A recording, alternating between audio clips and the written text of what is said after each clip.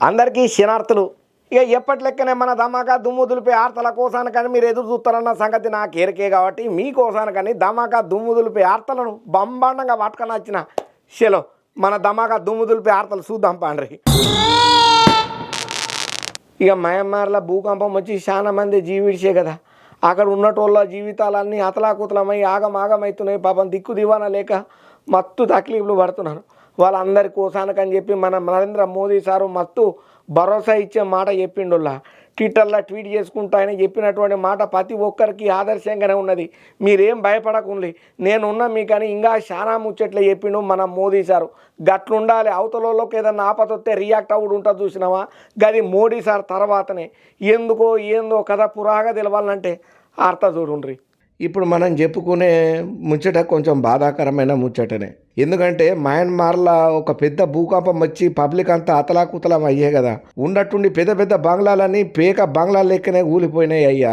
Thailand రాజధాని బ్యాంకాక్లో కూడా భూకంపాలు గట్టిగానే వచ్చినాయట.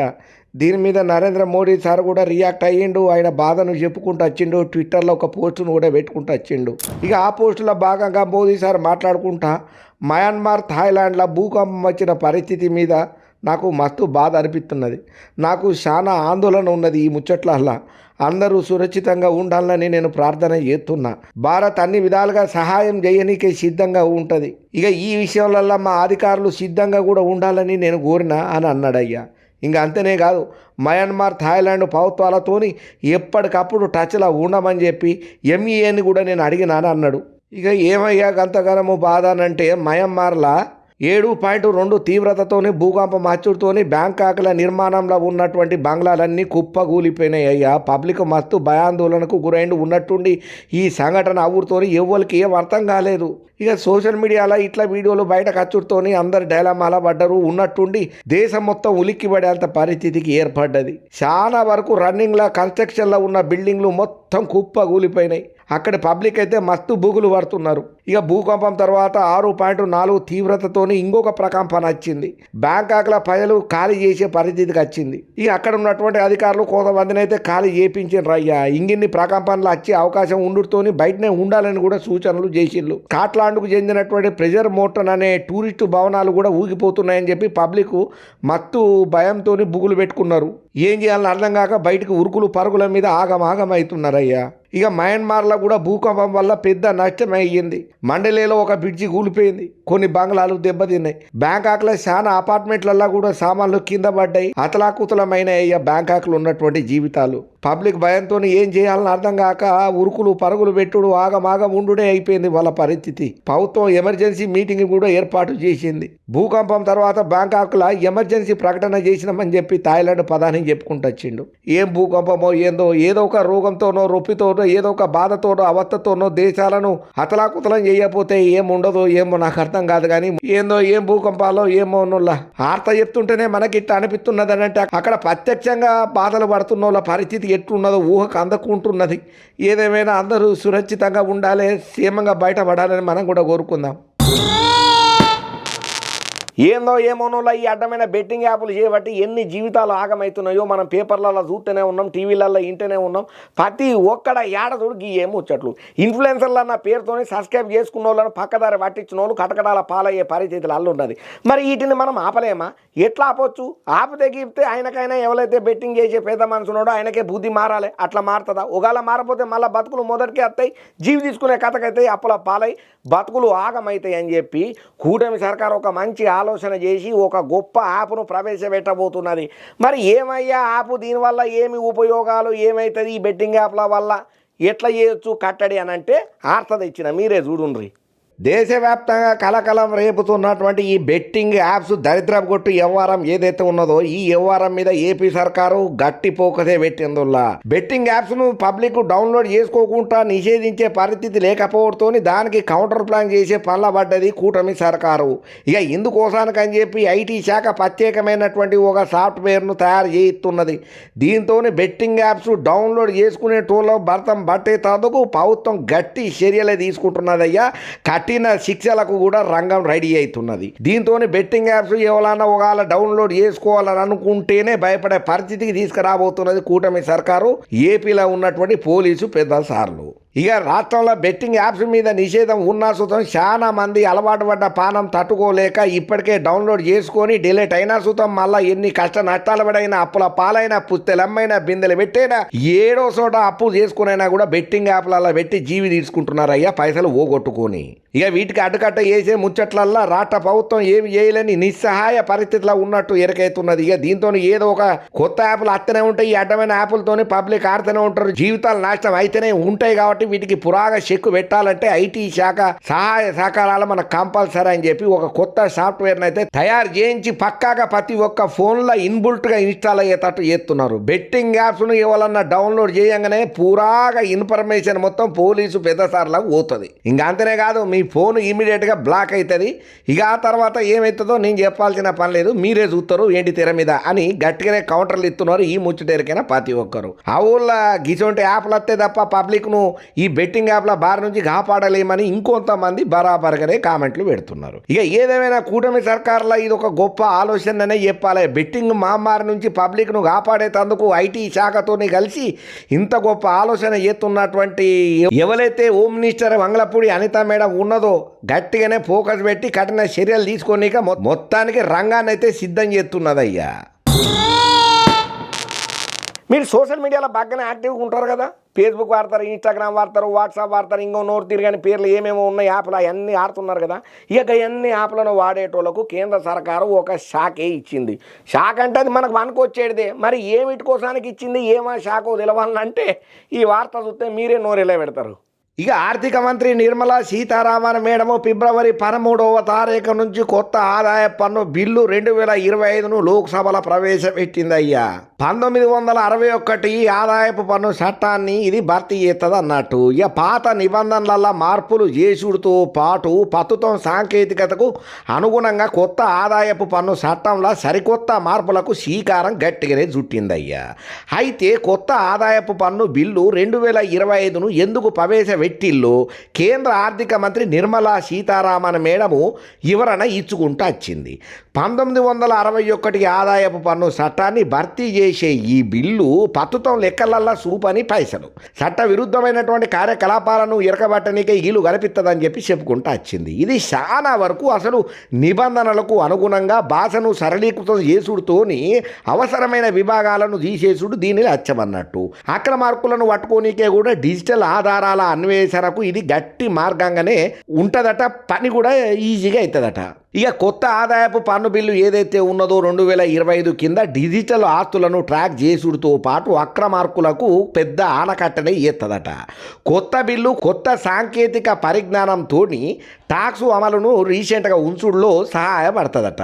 క్రిప్టో కరెన్సీల కంటే వర్చువల్ ఆస్తులను నిర్లక్ష్యం చేయకుండా చూసుకోనీకే సహాయపడుతుందని చెప్పి కేంద్ర మంత్రి సీతారామన్ మేడం చెప్పుకుంటూ వచ్చింది. అయితే డిజిటల్ ఖాతాల నుండి వచ్చే ఆధారాలు అధికారులకు కోట్ల పన్ను ఎగవేతను నిరూపించుకోనీకే పన్ను ఎగవేత మొత్తాన్ని కూడా ఖచ్చితంగా లెక్క చేయనికే కూడా ఆధారాలు అందిస్తుందట. ఇక లెక్కలల్లా చూపించని నల్లధనం ఉంటుంది కదా, గదేనులా బ్లాక్ మనీ అంటాం కదా, దాన్ని బయటికి తీసే నీకే డిజిటల్ ఫోరెన్సిక్ కీలక పాత్ర పోషిస్తుందని చెప్పి నిర్మలా సీతారామన్ మేడం ఇట్లా మాట్లాడుకుంటే చాలా విషయాలు రహస్యంగా చెప్పుకుంటూ వచ్చింది. ఇక ఫోన్లలో చెప్పినటువంటి సందేశాల ప్రకారం లెక్కల లేని 250 కోట్ల పైసలు ఉంటాయి కదా, అవి బయటపడ్డాయి అన్నట్టు. ఇక క్రిప్టో ఆస్తులను సంబంధన చేసినటువంటి వాట్సాప్ సందేశాల నుంచి ఆధారాలను తీసుకున్నాం. వాట్సాప్ కమ్యూనికేషన్ ద్వారా లెక్కలల్లో 200 కోట్ల పైసలు బయటపడ్డాయి అని ఆర్థిక మంత్రి నిర్మలా సీతారామన్ చెప్పేసరికి ఈ ముచ్చటినోళ్ళు ఒక్కసారి నోరెళ్ళబెట్టిళ్ళు. గూగుల్ మ్యాప్స్ హిస్టరీ పైసలను దానికి తరచుగా సందర్శించే ప్రదేశాలను కూడా ఎరకబట్టుట్లో సహాయపడుతుందని చెప్పి నిర్మలా సీతారామన్ హైలైట్గా చెప్పుకుంటూ వచ్చింది. బినామీ ఆస్తి యజమాన్యాన్ని కూడా నిర్ణయించడానికి ఇన్స్టాగ్రామ్ ఖాతాలను విశ్లేషించడమని కూడా చెప్పుకుంటూ వచ్చింది. ఇక కొత్త బిల్లు అధికారులకు వాట్సాప్, టెలిగ్రాము, ఏదైతే ఇన్స్టాగ్రామ్లు ఇటువంటివి అన్నీ ఉంటాయో డిజిటల్ కమ్యూనికేషన్ ప్లాట్ఫామ్లకు యాక్సెస్ చేసే హక్కును కల్పిస్తామని చెప్పి ఆర్థిక మంత్రి నిర్మలా సీతారామన్ మేడం చెప్పుకుంటూ వచ్చింది. ఏదేమైనా కొత్తగా తీసుకొస్తున్నటువంటి ఈ సాఫ్ట్వేర్లకు అనుగుణంగా అధికారంగా ఉన్నటువంటి అడ్డదారులు దొక్కే నల్లధనాన్ని కూడా బయటికి తీసుకొచ్చి దొంగబాటిన ఎవరైతే బెట్టింగ్ యాప్లకు పాల్పడుతున్నారో, రకరకాల అక్రమాలకు ఎవరైతే అడ్డుగోడలు కడుతున్నారో వాళ్ళందరినీ కూడా అరికట్టే దిశగా కఠిన చర్యలు తీసుకుపోయి కడకడాల పాలు చేసేటట్టుగా నిర్మలా సీతారామన్ మేడం చెప్పిన మాటలు ఏవైతే ఉన్నాయో అందరూ వాహా సీతారామన్ మేడం మీరు సూపర్ మేడం అని చెప్పి కితాబులు ఇయ్యబట్టినరయ్యా. అవుల్లా అసలు లీడర్ అంటే ఎట్లుండాలి? పబ్లిక్ తోటి మంచిగా తిరగాలి, వాళ్ళ కష్ట సుఖాలను అరుచుకోవాలి, వాళ్ళకి ఏమన్నా ఆపతున్నదా తెలుసుకొని అన్నీ తీర్చాలి కదా. గా పని ఇప్పుడు నారా లోకేషన్ సార్ చేసిండు. మరి నారా లోకేషన్ సార్ చేసింది చిన్న చితగా పని కాదు, సొంత పైసలను ఖర్చు చేసి ఒక నిండు పానాలని కాపాడిండయ్యా. ఇక నారా లోకేషన్ సార్ చేసిన ఈ పనికి అబ్బా ఇది కదా లీడర్ తారీఖ, ఈయన కదా లీడర్ అని చెప్పి కితాబుల మీద కితాబులు ఇచ్చుకుంటా ప్రశంసల జల్లులే గురిపిస్తున్నారయ్యా సోషల్ మీడియాలో. మరి గంటగనం పని నారా లోకేషన్ సార్ ఏం చేసిండో తెలుసుకోవాలని మీకు ఎట్టున్నదో నాకు కూడా గట్టనే ఉన్నది, మీకోసాను కానీ ఆర్త తెచ్చిన చూడుండ్రి. ఇక మంత్రి నారా లోకేషన్ సార్ చేసినటువంటి పనికి ప్రతి ఒక్కరు మత్తు తారీఫ్ చేస్తున్నారు. ఇది కదా మంత్రి ప్రవర్తన అంటే, గిట్ల కదా లీడర్ ఉండాలని చెప్పి ప్రశంసల జల్లులైతే గురిపిస్తున్నారయ్యా నారా లోకేషన్ సార్ మీద. మరి ఏమయ్యా నారా లోకేషన్ సార్ గొప్ప పని ఏం చేసిండు గంతగనం అనంటే, ఒకలకు అవయవదానం ఇంకొకలకు ప్రాణదానం చేయనున్నది. సొంత పైసలతోని గుండె తరలింపునకు ప్రత్యేక విమానాన్ని ఏర్పాటు చేసుడే కాకుండా గ్రీన్ ఛానల్కు మార్గం ఈజీ అయ్యేటట్టు చేసిండయ్యా మన విద్య ఐటీ శాఖల మంత్రి నారా లోకేషన్ సారు. ఆయా కుటుంబ సభ్యులు రమేష్ హాస్పిటల్ వైద్యులు కృతజ్ఞతలు చెప్పుకుంటా వచ్చిళ్ళు. ఇక అసలు ముచ్చట ఏందయ్యానంటే, గుంటూరు రమేష్ దవాఖానలల్లో తీవ్ర అనారోగ్యంతో చేరినటువంటి చెరుకూరి సుష్మా బ్రెయిన్ డెడ్ అయ్యిందట. ఇక ఇప్పటి వరకు సుష్మా బతుకుతుందని చెప్పి ఆ ఫ్యామిలీ మెంబర్స్ పెట్టుకున్న ఆశలు నెరవేరేటట్టు కనబడలేదట. వాళ్ళు కూడా వాళ్ళ బిడ్డను బతుకుంటుందన్న ఆశలు కూడా వదిలేసుకుంటున్న టైంలల్లా అయితే మా బిడ్డ అవయవాలతోని ఇంకొకరికి ప్రాణదానం చేయాలని, అట్లనైనా మా బిడ్డను వాళ్ళల్లా చూసుకుంటామని ఒక నిర్ణయానికి వచ్చిల్లట. ఇక ఈ క్రమంలల్లా జీవోత్సవంలో మారినటువంటి తమ ఇంటి ఎలుగు సుష్మా మరణం సజీవం చేయనీకే ఫ్యామిలీ మెంబర్స్ అంతా ఒక నిర్ణయానికి వచ్చి ఆమె అవయవ దానానికి అంగీకరణ చేసిళ్ళు. ఇక జప్పున రమేష్ దవాఖానోళ్ళు గుంటూరు డాక్టర్లకు ఆగమేఘాల మీద అవయవాలను పంపి వరకుందరి పానాలకు దానం చేసే అవకాశం కల్పించాలని చెప్పి మంత్రి నారా లోకేషన్ సార్ ఒక్క మెసేజ్ పంపిండి అయ్యా. ఇక ఈ మెసేజ్ చూసిన దబ్బున్నే క్షణాలలో స్పందించినటువంటి మంత్రి నారా లోకేశం తరలింపుకు కావాల్సినటువంటి ప్రత్యేకమైనటువంటి ఏర్పాట్లు విమానాన్ని సౌలతులను సమకూర్చి తిరుపతి దవాఖానకు గుండె చేరే వరకు గ్రీన్ ఛానల్ ఏర్పాటు చేసేటట్టుగా సంబంధిత యంత్రాంగంతో పకడ్బందీ ప్రణాళికతోని మాట్లాడి అసాధ్యం అనుకున్న పనిని ప్రత్యేక విమానంలో సొంత పైసలతోని మంత్రి నారా లోకేశం సారు ఇట్లా ఏర్పాటు చేసుడు, ఆ పని సుసాధ్యం కావుడు, గుండె మార్పిడి విజయవంతం సక్సెస్ఫుల్గా ఆపరేషన్ అవ్వడు. హబ్బా చేసేటందుకు వైద్యులు యుద్ధ ప్రాతికరణ ఏర్పాట్లు ఏవైతే చేసుకున్నారో ఆపరేషన్ ఎంత గ్రాండ్గా సక్సెస్ అయ్యిందో ప్రతి ఒక్కరూ ఆనందపడుతున్నారు, సంబరంలో ఉంటున్నారు. ఏదేమైనా అవయవ దానాలు చెయ్యాలి, మా కూతురు పానాపాయ గండంలో ఉన్నా కూడా ఈ అవయవాలను వేరే వాళ్ళకు దానం చేస్తే వాళ్ళన్న పానం మంచిగా ఉంటుంది, వాళ్ళ ఆరోగ్యంగా ఉండాలని చెప్పి మా కూతురును వాళ్ళల్లా చూసుకుంటామని చెప్పి గొప్ప మనసును చాటుకున్న ఫ్యామిలీ మెంబర్లకు ప్రతి ఒక్కరు కితాబులు ఇస్తుంటే, సరైన సమయానికి సరిగ్గా రియాక్ట్ అయ్యి ఇంత గొప్ప పనికి ఊనుకున్నటువంటి మంత్రి నారా లోకేషన్ సారు సొంత పైసలతో ఇంత సక్సెస్ఫుల్గా రన్ చేసి ప్రతి ఒక్కరికి ఆదర్శంగా నిలిచిండు. గిట్లుండాలి లీడర్ అంటే, గిది కదా మంత్రి పద్ధతి, ఈయన కూడా నిజమైన లీడర్ అని చెప్పి ప్రతి ఒక్కరు తారీఫ్ చేస్తా సోషల్ మీడియాలో కామెంట్ల మీద కామెంట్లు పోస్టుల మీద పోస్టులు పెట్టుకుంటా లోకేషన్ సార్ను ఆకాశానికి ఎత్తెత్తున్నారయ్యా. లోకేషన్ సార్ మీద ప్రశంసల జల్లులు కురిపిస్తున్నారయ్యా. యావత్ దేశంలోనే గొప్ప స్థానంలో నిలిచిండయ్యా మన తెలంగాణ కీర్తి శిఖరం, తెలంగాణ కీర్తి కిరటం, తెలంగాణ ముద్దుబిడ్డ, తెలంగాణ పెద్ద కొడుకు మన కేసీఆర్ సారు. చరిత్ర పుటలల్లో ఆయనకంట ఒక ప్రత్యేకమైనటువంటి చరిత్రను తిరగరాసిండు. సువర్ణాక్షరాలతో కేసీఆర్ పేరు నిలబడేటట్టు చేసుకున్నాడు. దట్ ఈజ్ కేసీఆర్ అని చెప్పి ప్రతి ఒక్కరు కితాబ్ చేస్తున్నారు. మరి ఉన్నట్టుండి ఎవరు చెప్పిలు ఏమా కదా అనే డౌట్ అనుమానం మీకు వచ్చింది కదా, నేనెందుకు చెప్తా? ఆ డౌట్ అనుమానం మీరే స్వయంగా కళ్ళతో చూడుండ్రి.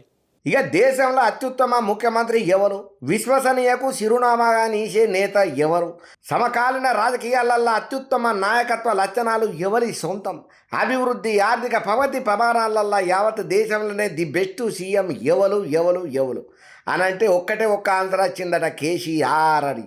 ఆగో ఇదేందయ్యా ముచ్చట కొత్తగా చెప్తున్నామని అనుకోకుండ్రి. ఇది ఎవరో చెప్తున్న మాట కాదు, ఎవరో కల్పించుకొని కదలలేని మాట కాదు, ఒకరిద్దరి అభిప్రాయం అస్సలకే కాదు. కుల మత జాతి వర్గ ప్రాంత రాజకీయాలతో సంబంధం లేకుండా ఉన్నది ఉన్నట్టుగా బుక్కు సూటిగా సమాధానం ఇచ్చుకుంటా సాంకేతిక రంగంలో సమకాలీన ప్రపంచంలో పెను సంచలనాలకు కారణమైన ఏఐ షాట్బాట్ గ్రోకు ఘంటాపదంగా చెప్తున్న మాట అయ్యా ఇది. శూన్యం నుంచి రాజకీయ శక్తిని సృజించి తెలంగాణను జాగృతం చేసి ఉద్యమాన్ని నడిపించి రాష్ట్రాన్ని సాధించి అభివృద్ధి చేసి చూపించిన కేసీఆరే గొప్ప నాయకుడు అంటున్నది గ్రోకు. కేసీఆర్ ఇది హిస్టరీ ఆఫ్ తెలంగాణ అని ఆర్టిఫిషియల్ ఇంటెలిజెన్స్ హార్ట్ఫుల్గా కితాబిస్తున్నదయ్యా. అందుకే ఒక్కరే కేసీఆర్ ఉండరిక తల్లా ఎవరు అని అంటున్నది. ఇక ఏదేమైనా ఇట్లా కితాబులు కేసీఆర్ సార్కు వస్తుండుతోనే చాలా మంది కొంత పాజిటివ్గా పెడితే కొంతమంది నెగిటివ్గా కారెడ్డాలు ఆడుకుంటూ పోతున్నారు. కొంతమంది ఏమో నిజంగా వాజిబ్ మాటనే కేసీఆర్ సారా మదాక తెలంగాణ కీర్తి శిఖరము, తెలంగాణ కీర్తి కిరీటం, ఇవాళ తెలంగాణ ఇంత అందంగా సస్యశ్యామలంగా ఉంటున్నదనంటే అది కేసీఆర్ కారణం వల్లనే.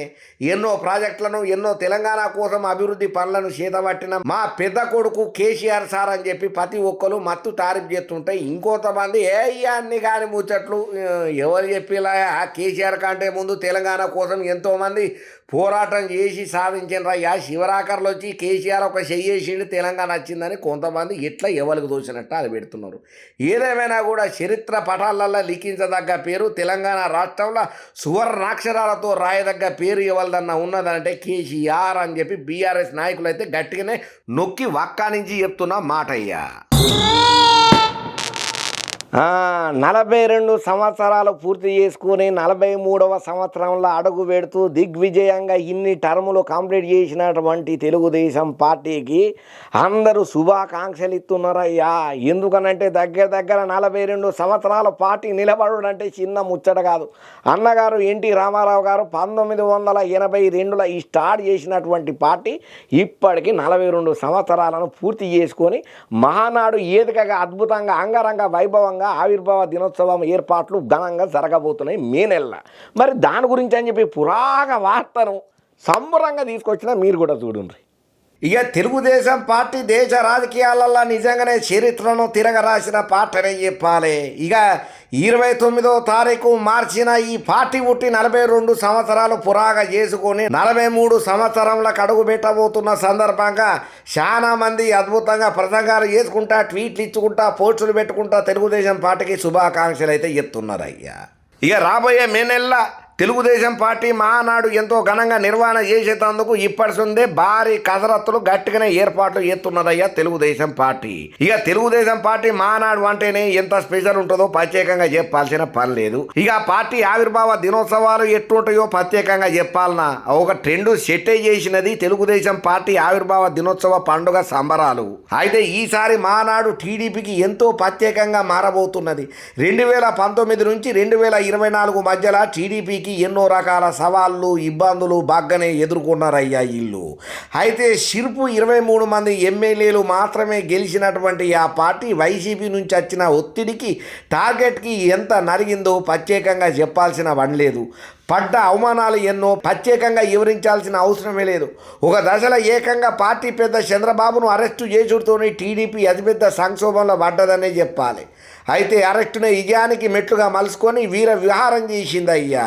164 సీట్లతోనే కూటమితోని విజయం సాధించింది. ఇట్లా గత 10 నెలల సంధి ఆంధ్రప్రదేశ్లో కూటమి సర్కారు పాలన కొనసాగిస్తున్నదయ్యా. ఇక చంద్రాల సారు 4వసారి సీఎంగా బాధ్యతలను చేతబట్టిండు. ఇక నారా లోకేష్ సార్ అయితే మస్తు దూకుడు మీద ఉన్నాడు. కీలక శాఖలను అన్ని దగ్గరుండి చూసుకుంటా కొడుకంటే ఇట్టుండాలే బాపుకు తగ్గ కొడుకు అన్నట్టుగానే మెదులుతున్నాడయ్యా నారా లోకేష్ సారు. 10 మందితోని తిరగటమైనా 10 మందితోని మాట్లాడటమైనా నాయకులతోని మీటింగ్లైనా పబ్లిక్తోని మమేకమైనా కూడా అన్ని చంద్రాల సారు ఆలోచనలన్నీ పునిగి ఉచ్చుకొని మంచిగా పని చేస్తున్నాడు అయ్యా. మస్తు సంతోషం అనిపిస్తున్నది లోకేష్ సార్ను చూస్తేనని చెప్పి ఇప్పటికే కితాబుల వెలువలైతే గట్టిగానే వస్తున్నాయి. ఇక ఏదేమైనా కానీ ఈసారి మాత్రం చంద్రాల సారు 43వ వసంతంలోకి అడుగు పెడుతున్నటువంటి తెలుగుదేశం పార్టీ మహానాడును మాత్రం అంగరంగ వైభవంగా నిర్వహణ చేసేందుకు భారీ ఎత్తుకునే ఏర్పాట్లు చేస్తున్నారట.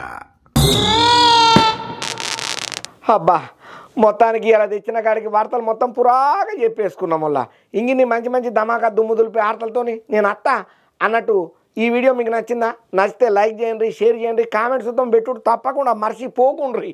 అట్లనే మన మెగానైన్ ఛానల్ను సబ్స్క్రైబ్ చేసుకున్నారు కదా, ఇంకెందుకు ఎప్పటికప్పుడు పెట్టిన వీడియోలు తప్పన మీకు నోటిఫికేషన్ వస్తాయి. ఇంగిన్ని మంచి మంచి వార్తలతోని మళ్ళీ నేను అత్త.